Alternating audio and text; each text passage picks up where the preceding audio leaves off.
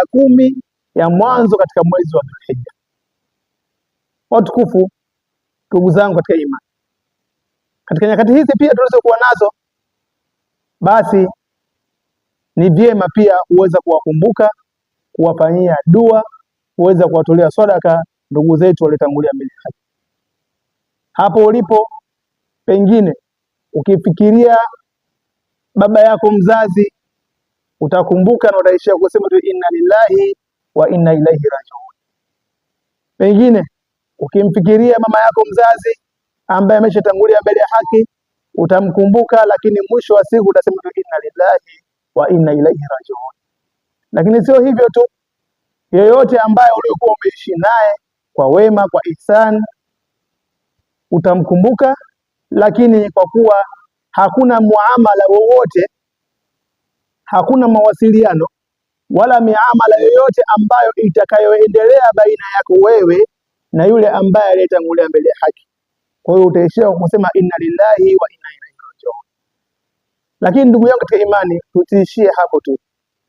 Hawa ndugu zetu waliotangulia mbele ya haki, tulikuwa tunaishi nao kwa wema, tulikuwa tunaishi nao kwa ihsani, tulikuwa tunaishi nao katika masala mbalimbali ambao wametufanyia mazuri, lakini pia tumewafanyia mazuri, na tulipenda tuendelee kuwa nao, lakini kadari ya Allah tabaraka wa taala imeshapita juu yao, kwani Mwenyezi Mungu anasema kullu nafsin dha'iqatul maut, kila nafsi itaonja umauti.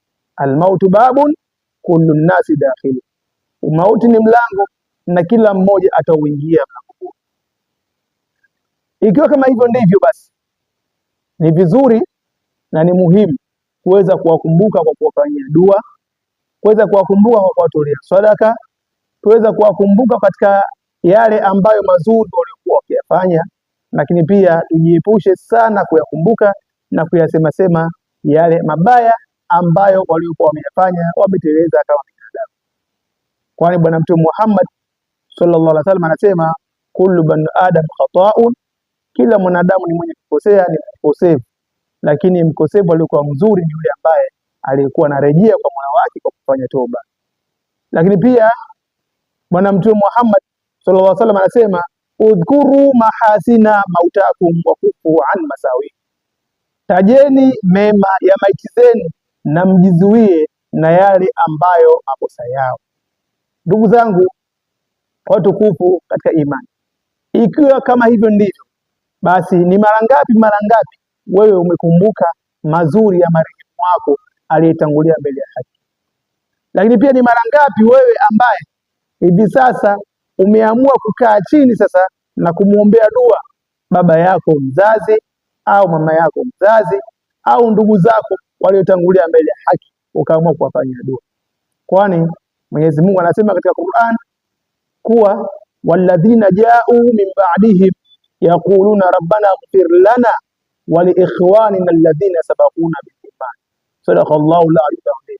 Mwenyezi Mungu anatuambia katika aya hii kuwa wale ambao watakaokuja baada yao, kazi yao watakuwa wanasema rabbana ighfir lana wa li ikhwanina alladhina sabaquna bil iman, Mola wetu tusamehe sisi, lakini pia uwasamehe ndugu zetu ambao sabaquna bil iman, waliotangulia katika imani. Baba yako mzazi alifariki akiwa katika imani ipi? Mama yako mzazi alifariki akiwa katika imani ipi?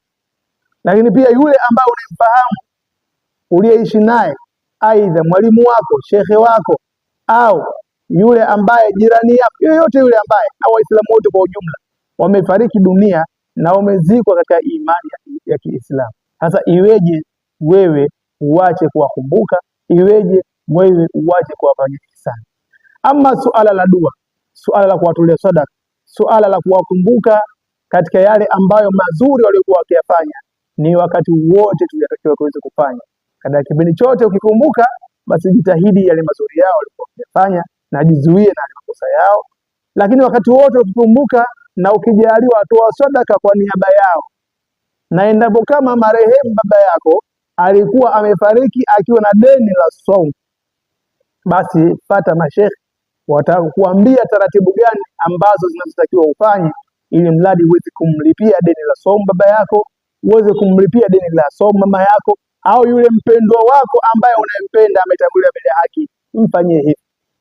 Ukiweza kumfungia somo deni ambalo alilokuwa anadaiwa kwa Mwenyezi Mungu Tabaraka wa Taala, hilo linafika na deni hilo huwa linaondoka kwake. Lakini pia ukiwa una uwezo ukaenda kumhijia kwa utaratibu ambao uliokuwa umeelekezwa, basi hija hiyo inafika na Mwenyezi Mungu Tabaraka wa Taala anampa fadhila zake. Lakini pia ukawa umetoa sadaka kwa niaba yake, basi sadaka hiyo inafika na Mwenyezi Mungu Subhanahu wa Taala huwa anampa fadhila zile ambazo tu kwa nia ambayo ulikuwa umekusudia.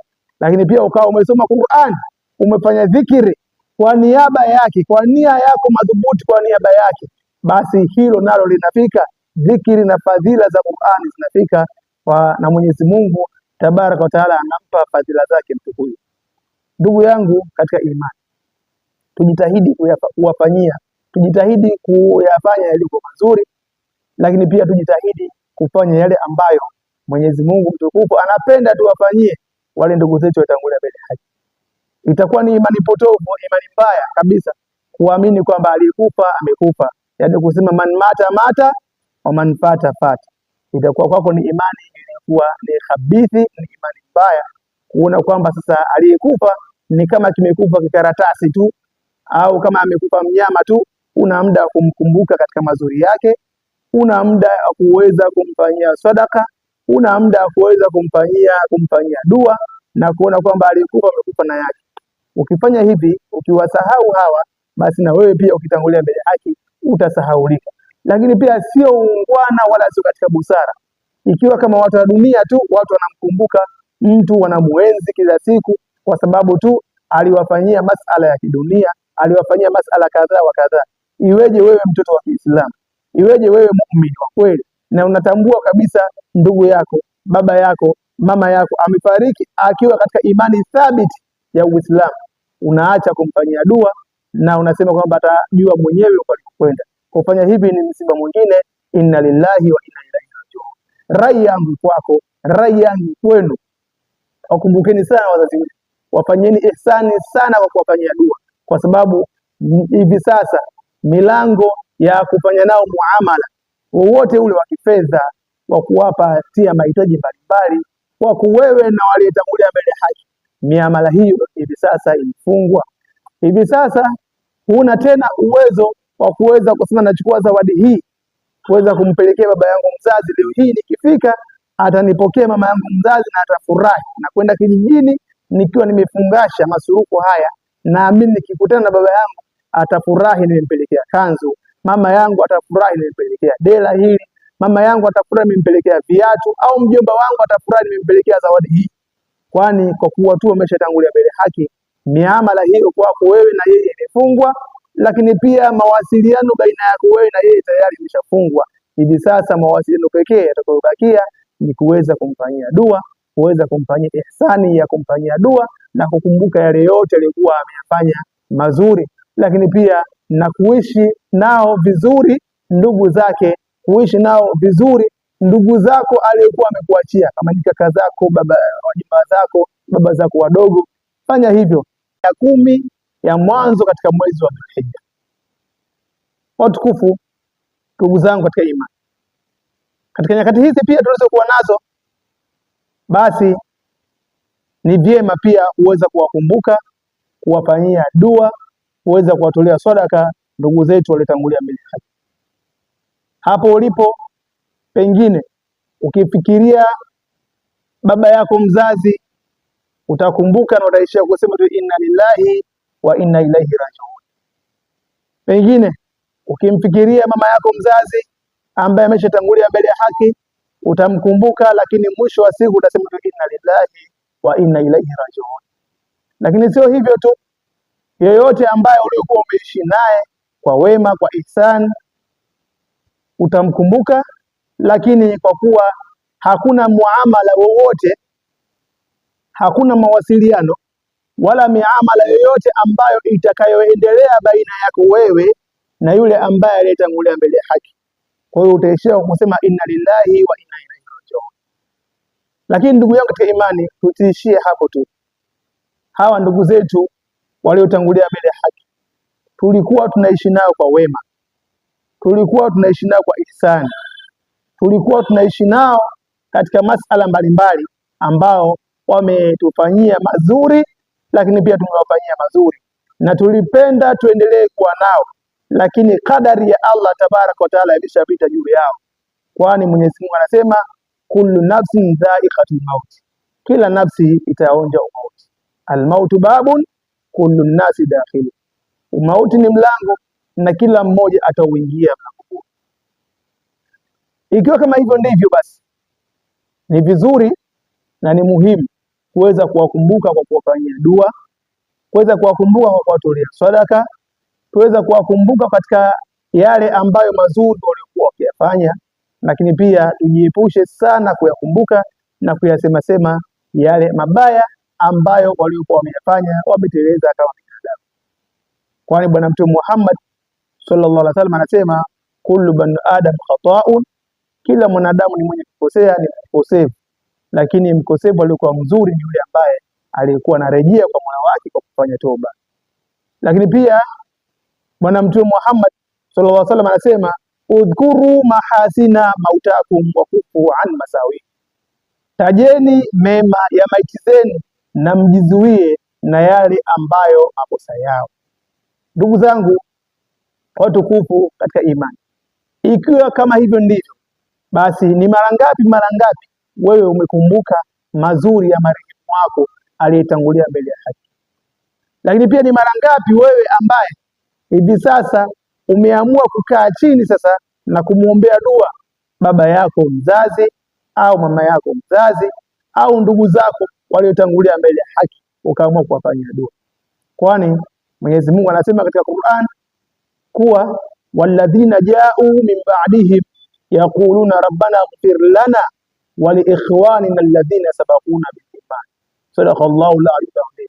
Mwenyezi Mungu anatuambia katika aya hii kuwa wale ambao watakaokuja baada yao, kazi yao watakuwa wanasema rabbana ighfir lana wa li ikhwanina alladhina sabaquna bil iman, Mola wetu tusamehe sisi, lakini pia uwasamehe ndugu zetu ambao sabaquna bil iman, waliotangulia katika imani.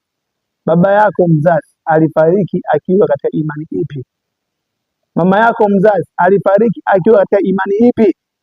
Lakini pia yule ambao unamfahamu, uliyeishi naye, aidha mwalimu wako, shekhe wako, au yule ambaye jirani yako, yoyote yule ambaye, au Waislamu wote kwa ujumla, wamefariki dunia na wamezikwa katika imani ya Kiislamu. Sasa iweje wewe uache kuwakumbuka? Iweje wewe uache kuwafanyia ihsani? Ama suala la dua, suala la kuwatolea sadaka, suala la kuwakumbuka katika yale ambayo mazuri waliokuwa wakiyafanya, ni wakati wote tunatakiwa kuweza kufanya. Katika kipindi chote ukikumbuka, basi jitahidi yale mazuri yao walikuwa wakiyafanya na jizuie na makosa yao. Lakini wakati wote ukikumbuka na ukijaliwa, toa sadaka kwa niaba yao. Na endapo kama marehemu baba yako alikuwa amefariki akiwa na deni la saumu, basi pata mashekhe watakuambia taratibu gani ambazo zinazotakiwa ufanye, ili mradi uweze kumlipia deni la saumu baba yako, uweze kumlipia deni la saumu mama yako, au yule mpendwa wako ambaye unayempenda ametangulia mbele ya haki, mfanyie hivi. Ukiweza kumfungia saumu deni ambalo alilokuwa anadaiwa kwa Mwenyezi Mungu tabaraka wa taala, hilo linafika na deni hilo huwa linaondoka kwake. Lakini pia ukiwa una uwezo ukaenda kumhijia kwa utaratibu ambao uliokuwa umeelekezwa, basi hija hiyo inafika na Mwenyezi Mungu tabaraka wa taala anampa fadhila zake. Lakini pia ukawa umetoa sadaka kwa niaba yake, basi sadaka hiyo inafika na Mwenyezi Mungu subhanahu wa taala huwa anampa fadhila zile ambazo tu kwa nia ambayo ulikuwa umekusudia. Lakini pia ukawa umesoma Qur'an, umefanya dhikri kwa niaba yake, kwa nia yako madhubuti, kwa niaba yake, basi hilo nalo linafika. Dhikri na fadhila za Qur'an zinafika na Mwenyezi Mungu tabaraka wa taala anampa fadhila zake mtu huyu. Ndugu yangu katika imani, tujitahidi kuwafanyia, tujitahidi kuyafanya yaliyo mazuri, lakini pia tujitahidi kufanya yale ambayo Mwenyezi Mungu mtukufu anapenda tuwafanyie wale ndugu zetu watangulia mbele haki. itakuwa ni imani potofu, imani mbaya kabisa, kuamini kwamba aliyekufa amekufa, yaani kusema man mata mata wa man fata fata. Itakuwa kwako ni imani ilikuwa ni khabithi, ni imani mbaya, kuona kwamba sasa aliyekufa ni kama kimekufa kikaratasi tu, au kama amekufa mnyama tu. Una muda wa kumkumbuka katika mazuri yake, una muda wa kuweza kumfanyia sadaka, una muda wa kuweza kumfanyia dua na kuona kwamba aliyekufa amekufa na yake. Ukifanya hivi, ukiwasahau hawa, basi na wewe pia ukitangulia mbele haki utasahaulika. Lakini pia sio ungwana wala sio katika busara, ikiwa kama watu wa dunia tu watu wanamkumbuka mtu, wanamuenzi kila siku kwa sababu tu aliwafanyia masala ya kidunia, aliwafanyia masala kadhaa wa kadhaa. Iweje wewe mtoto wa Kiislamu, iweje wewe muumini wa kweli, na unatambua kabisa ndugu yako, baba yako, mama yako amefariki akiwa katika imani thabiti ya Uislamu, unaacha kumfanyia dua na unasema kwamba atajua mwenyewe kwenda. Kufanya hivi ni msiba mwingine. Inna lillahi wa inna ilaihi rajiun. Rai yangu kwako, rai yangu kwenu, wakumbukeni sana wazazi wetu, wafanyeni ihsani sana kwa kuwafanyia dua, kwa sababu hivi sasa milango ya kufanya nao muamala wowote ule wa kifedha, wa kuwapatia mahitaji mbalimbali, kwa wewe na waliotangulia mbele haki, miamala hiyo hivi sasa imefungwa. Hivi sasa huna tena uwezo wa kuweza kusema nachukua zawadi hii kuweza kumpelekea baba yangu mzazi, leo hii nikifika atanipokea mama yangu mzazi na atafurahi, na kwenda kijijini nikiwa nimefungasha masurufu haya, naamini nikikutana na baba yangu atafurahi nimempelekea kanzu, mama yangu atafurahi nimempelekea dela hili, mama yangu atafurahi nimempelekea viatu, au mjomba wangu atafurahi nimempelekea zawadi hii.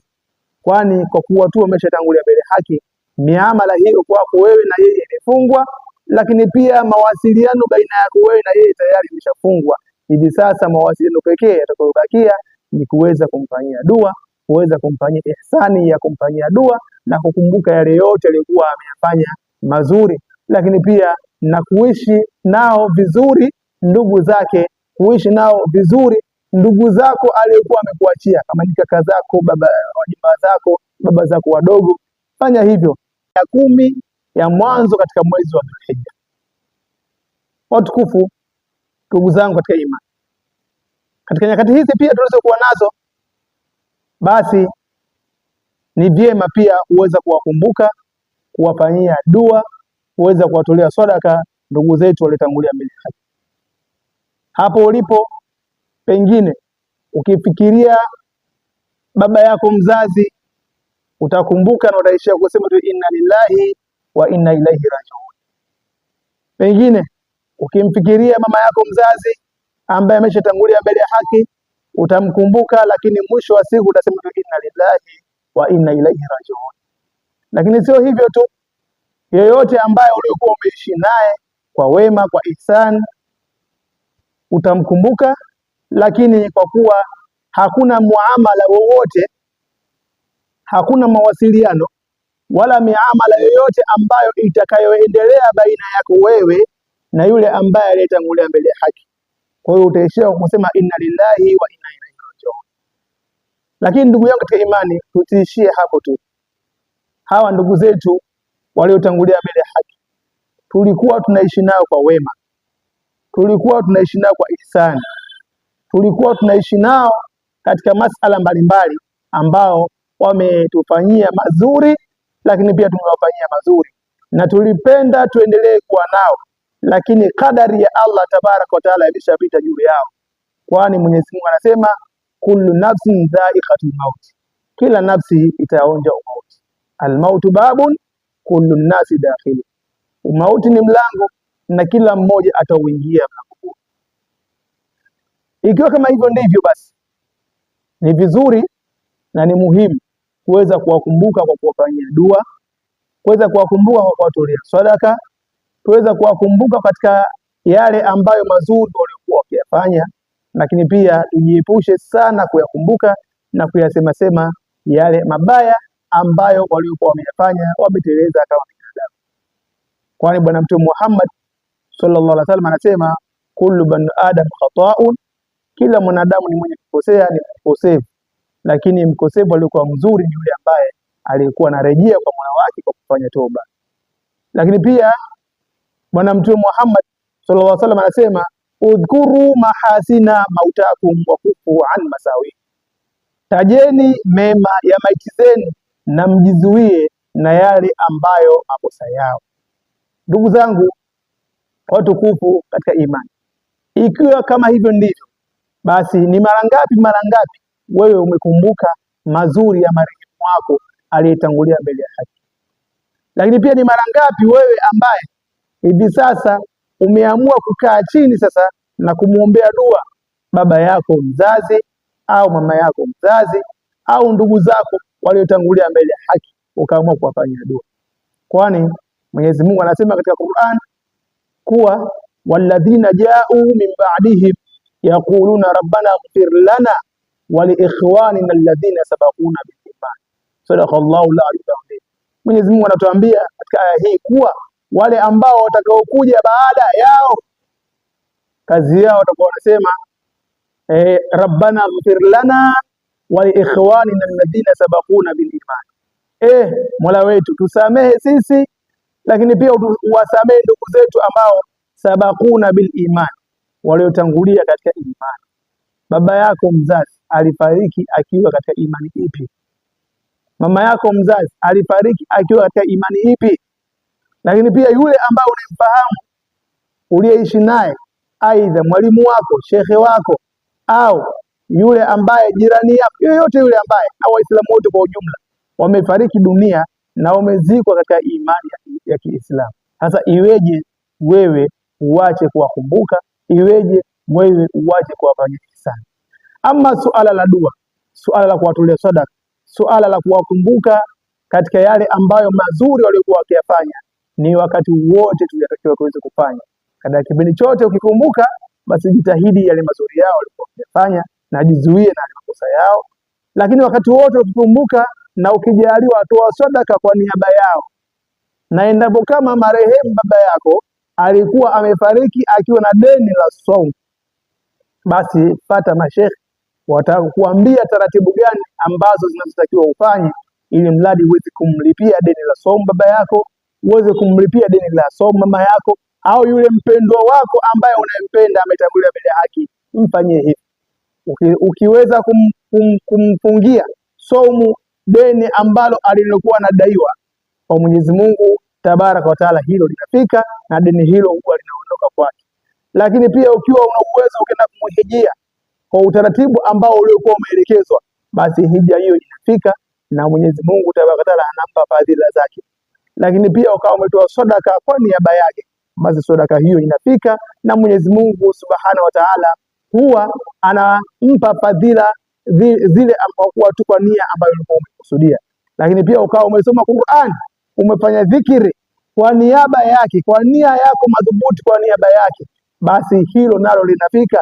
Dhikri na fadhila za Qur'an zinafika na Mwenyezi Mungu Tabaraka wa Taala anampa fadhila zake mtu huyu. Ndugu yangu katika imani, tujitahidi kuwafanyia, tujitahidi kuyafanya yaliyo mazuri, lakini pia tujitahidi kufanya yale ambayo Mwenyezi Mungu mtukufu anapenda tuwafanyie wale ndugu zetu watangulia mbele haki. Itakuwa ni imani potofu, imani mbaya kabisa kuamini kwamba alikufa amekufa, yaani kusema man mata mata wa man fata fata.